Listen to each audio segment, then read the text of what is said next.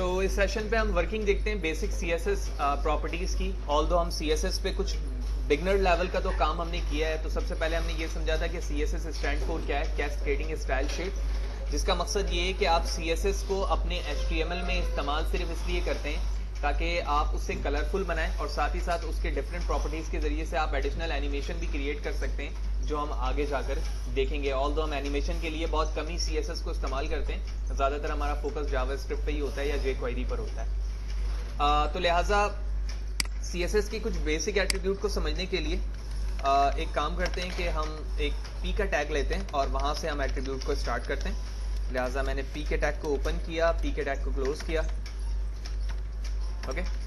और यहाँ पे लिखा मैंने this is my first dummy para, okay. और ये करने के बाद आप चाहें तो स्टाइल का टैग यहाँ पर भी बना सकते हैं। हमने पहले डिस्कस कर लिया 3 तरीकों से हम स्टाइल। तो CSS के डिफरेंट मेथड तो हम देख चुके हैं, लिहाजा इस वक्त मैं इंटरनल यूज कर रहा हूँ। ऑल्दो आप उसे एक्सटर्नल भी यूज कर सकते हैं और साथ ही साथ इनलाइन भी यूज कर सकते हैं। तो इस वक्त मैं स्टाइल का टैग बनाने लगा हूँ यहाँ पर, क्योंकि मैं इस वक्त इंटरनल CSS को यूज कर रहा हूँ। तो स्टाइल का टैग ओपन किया, स्टाइल का टैग क्लोज किया। क्योंकि मैंने P पर इस वक्त कोई भी क्लास यूज नहीं की है, ना ही ID यूज किया है, तो डायरेक्टली भी कॉल कर सकता हूँ एज लाइक दिस, ठीक है। और यहाँ पर आने के बाद सबसे हमने पहले देखा था कि कलर का एट्रीब्यूट क्या होता है, कितने तरीक़ों से इस्तेमाल करते हैं। तो इसी तरह बैकग्राउंड कलर, ठीक है। बैकग्राउंड कलर मैंने यहाँ से चूज़ किया, कलर पे क्लिक करूँगा, मल्टीपल कलर ओपन हो जाएंगे। इसी तरह आप हैश प्रेस करेंगे तो भी आपको मल्टीपल कलर मिल जाएंगे। तो मैंने यहाँ से ये ले लिया। सेमी कॉलन ज़रूर लगाएंगे, क्योंकि जब तक आप एक एट्रीब्यूट को टर्मिनेट नहीं करते, फर्दर एट्रीब्यूट वर्किंग स्टेज पर नहीं आ सकता, ठीक है। इसके बाद दोबारा जैसे मैंने इंटर प्रेस किया तो आप देख रहे हैं मल्टीपल्स इंटेलिजेंस में ये चीज़ें ओपन हो चुकी हैं। बॉर्डर है, बॉर्डर के बाद बॉर्डर स्टाइल भी मुमकिन है, बॉर्डर कलर भी मौजूद है। लिहाजा मैं बॉर्डर लेता हूँ और यहाँ पे लिखा आ रहा है बॉर्डर किस स्टाइल का आपको चाहिए। तो उस स्टाइल में मल्टीपल स्टाइल मौजूद है, medium, thick, thin, dash, dotted, double, row, hidden, inset and so on. तो मीडियम लेता हूँ और उसके बाद चाहें तो आप 3 चीज़ें डिफाइन कर सकते हैं। कलर विद पिक्सल्स, यानी उस चीज़ की थिकनेस कितनी होनी चाहिए और उसका कलर क्या होगा। तो फॉर एग्जांपल मैं लिखता हूँ 3px रेड। तो ये 3 अलग अलग चीज़ों को मैंने मिलाकर लिखा है, ठीक है ना। तो दरअसल मैं जब से वेब डिज़ाइनिंग वो करता हूँ तो मैं रेड बहुत जल्दी लिख लेता हूँ, ठीक है। यही वजह है कि वो एक हाथ सेट होता है हर एक प्रोग्रामर का या डेवलपर का।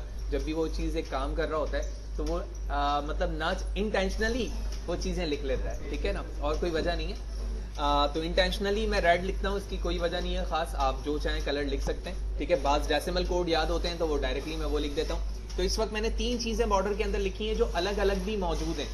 एक तो बॉर्डर स्टाइल है, एक बॉर्डर कलर है, एक बॉर्डर विड्थ है। तो ये 3 चीज़ें एक साथ मर्ज हुई हुई हैं, अलग अलग भी CSS के अंदर मौजूद हैं। लिहाजा कंट्रोल S करता हूँ, वेब ब्राउज़र पे वापस आता हूँ, पेज को रिफ्रेश करते हैं। तो यहाँ पर आप देख रहे हो कि कलर्स तो आ रहा है लेकिन हमें बॉर्डर का पता नहीं चल रहा है। लिहाजा इस चीज़ के लिए मैं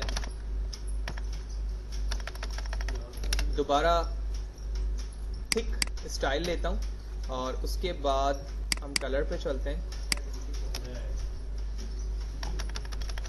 और ग्रीन करते हैं, कंट्रोल S करता हूँ और उसके बाद पेज को सेट करते हैं।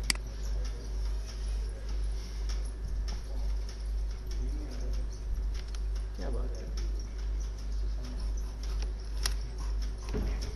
ये कुछ एट्रीब्यूट्स मैंने यहाँ पर लगाए। तो आप देख रहे हो कि वो डेटा जो कि मेरे P पे मौजूद था वो अपने कलर को शो कर रहा है और साथ ही साथ बॉर्डर भी मौजूद है और बॉर्डर पे वो कलर अप्लाई हुआ हुआ है जो कलर मैं इस वक्त चाह रहा था, ठीक है।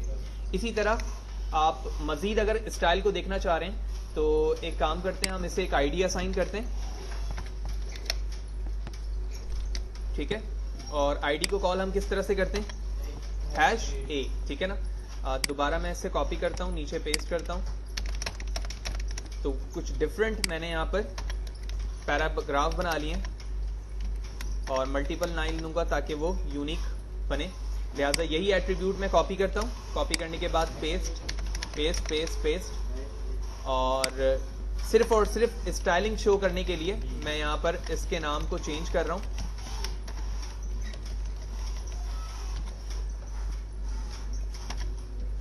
ई है और ABCDE, और E के बाद हमारे पास G मौजूद है। मैं इसे कॉपी करता हूँ, नीचे पेस्ट करता हूँ, और E को हम क्या कर देते हैं, G से रिप्लेस करते हैं। कंट्रोल S प्रेस करता हूँ और उसके बाद पेज को रिफ्रेश करता हूँ, तो आप देखेंगे कि वो तमाम पैरा सेम के साथ शो हो रहे हैं। अब मैं उसके अंदर मल्टीपल स्टाइलिंग करके उसे यूनिक बनाऊंगा ID को कॉल करने के लिए।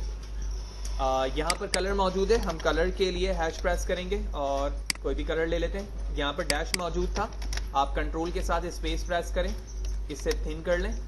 सिमिलरली यहाँ पर येलो मौजूद है, कंट्रोल के साथ हैश प्रेस करके अपनी मर्जी से कलर चूज करूंगा।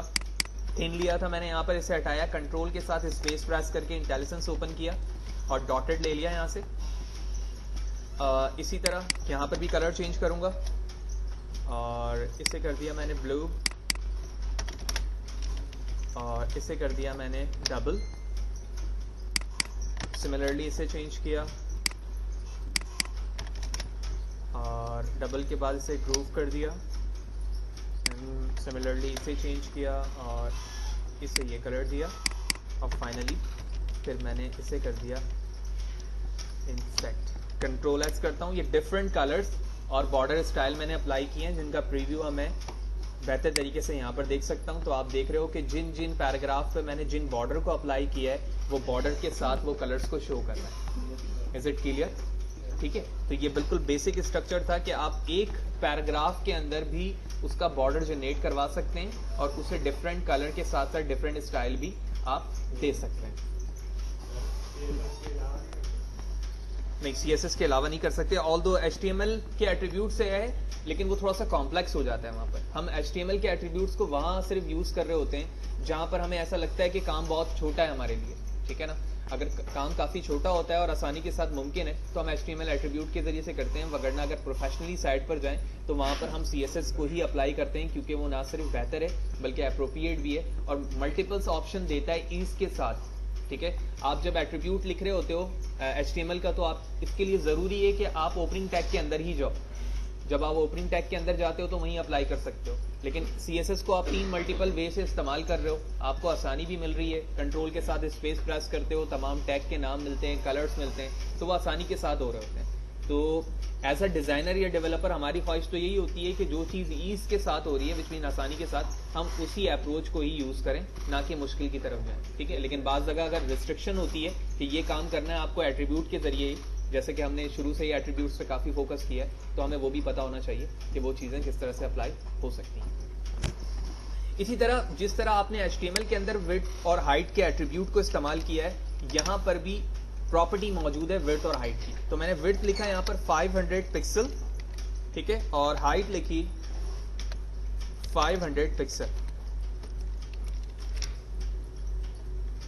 उसके बाद प्रीव्यू पे आता हूँ, रिफ्रेश करता हूँ, तो आप देख रहे हो कि वो स्पेसिफिक बॉर्डर, यानी वो स्पेसिफिक पैरा जिसके अंदर मैंने ये स्टाइल यूज किया हुआ है, इसकी विड्थ और हाइट दे दी मैंने। तो सिर्फ वो सिलेक्टेड एरिया अपने बाउंड्री को होल्ड कर रहा है 500 विड्थ और 500 हाइट के रिस्पेक्ट से, यानी ये एरिया रिजर्व्ड हो चुका है, इसके अंदर आप मजीद कोई चीजें नहीं लिख सकते। ठीक है, ऑल्दो इसमें सिर्फ एक अल्फाबेट लिखा जाए या एक पैराग्राफ लिखा जाए। ठीक है, तो पिक्सल्स भी आप ले सकते हो, परसेंट भी ले सकते हो, EM भी ले सकते हो। फर्दर जब हम आगे जाएंगे तो इन तीनों का डिफरेंस देखेंगे कि इसमें क्या फर्क है। ठीक है, अगर मैं कहता हूं 100% विड्थ और हाइट हो, इसका मतलब है जो पूरा पेज है आपकी स्क्रीन के मौजूद, उसकी जो व्यू है पेज का, वो पूरा 100% ही वो एरिया लेगा। 50% का मतलब है पेज का half part in term of width and in term of height. तो जैसे ही जैसे हम आगे जाएंगे तो उन चीज़ों को भी तफसीलन देखेंगे कि इन डिफरेंसेस क्या है इनके दरमियान और कब किस चीज़ को क्यों यूज़ करते हैं। क्लियर?